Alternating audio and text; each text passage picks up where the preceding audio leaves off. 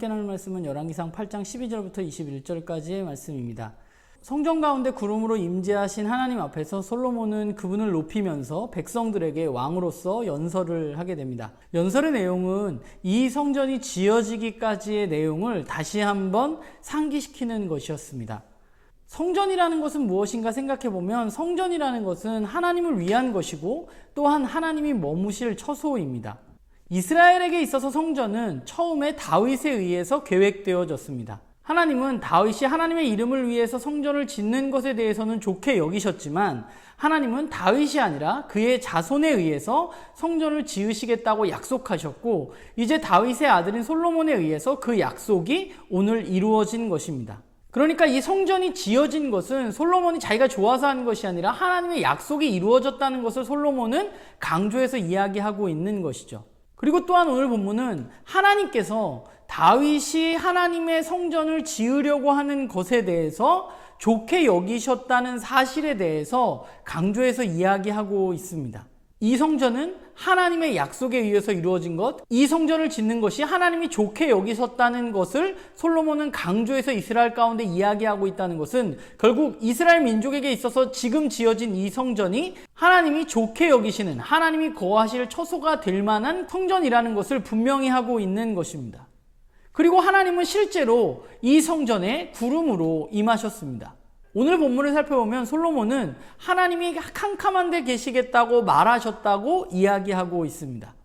여기서 캄캄한 데는 그냥 단순히 어두운 곳을 이야기하는 것이 아니라 그것은 하나님을 신비스럽게 둘러싸고 있는 구름을 의미하는 것으로 보입니다. 성경에 보면 구름은 하나님의 임재를 상징하는 것으로 나타나 있습니다.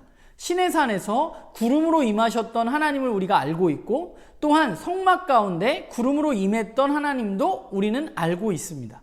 지금 성전 가운데 구름이 임했다는 것은 하나님께서 그 캄캄한 곳, 신비한 구름 사이에 머무시고 계신다는 것을 이야기하는 것이죠.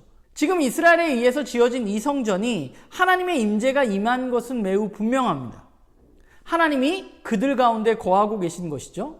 그러나 오해하지 말아야 할 것은 그것은 하나님이 여기에 머무시는 것은 성전이 아름다워서가 아니라 또는 언약궤가 거기 있어서가 아니라 하나님과 함께하고자 하는 그들의 마음에서 우러나와서 이 성전이 지어졌기 때문에 그런 마음에 대한 하나님의 응답이라고 할 수 있습니다. 성전 자체가 의미 있는 것이 아니라 성전에 하나님이 임하실 것을 기대하고 자신들의 삶 가운데 하나님이 머무실 것을 기대하는 이스라엘의 마음을 하나님은 기뻐하신다는 것입니다. 그렇기 때문에 그들은 이 마음을 잊어서는 안 되는 것이죠. 그렇기 때문에 성전 자체가 의미 있는 것이 아니라 성전에 하나님이 임재하실 때 그것이 의미가 있는 것이고 그렇기 때문에 이스라엘 민족은 이 처음 마음, 하나님이 우리 가운데 거하기를 원하는 이 마음을 잊어서는 안 되는 것입니다. 하나님은 언제나 우리와 함께 하기를 원하십니다.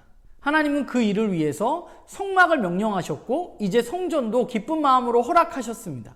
그리고 저와 여러분에게는 예수 그리스도를 통해서 하나님과 함께 할 수 있는 길을 열어주셨습니다. 그렇다면 문제는 우리들의 마음과 우리들의 삶이죠. 우리의 삶이 정말로 하나님과 함께 하기를 원하는 삶이냐 하는 것입니다. 성전은 하나님과 함께 하고픈 마음, 하나님이 머무실 곳을 그들 가운데 마련하고자 하는 마음에서 시작된 것입니다. 하나님은 그 마음을 좋게 여기셨고 하나님은 그 마음을 좋게 여기시는 것뿐만 아니라 하나님의 말씀에 대한 순종으로 지어진 성전을 바라보면서 성전 가운데 구름으로 오늘 임재하신 것입니다. 우리도 마찬가지인 것 같아요. 나의 삶에서 하나님과 함께하고자 하는 삶을 우리가 원한다면 우리는 하나님과 함께하고 싶은 마음과 또한 하나님의 말씀에 순종하는 삶을 살아가야만 합니다. 하나님과 나는 너무 함께하고 싶어 라고 이야기하면서 하나님의 마음과 관계없는 삶을 살아갈 수는 없습니다. 우리의 말은 우리의 삶으로 드러나야만 하고 하나님은 심지어 우리의 마음까지도 아시는 분이십니다. 우리가 기억해야 할 것은 예배당 자체에 하나님이 계신 것이 아니라 하나님은 그리스도 안에 있는 우리 가운데 머물러 있으시다는 사실을 우리가 기억하고 우리가 해야 할 일은 다른 어떤 것이 아니라 그리스도 안에 머물면서 그분을 만나고 싶은 마음 그리고 그분의 말씀에 순종하는 삶을 통해서 하나님과 더 깊이 있는 교제로 나아갈 수 있는 것이죠.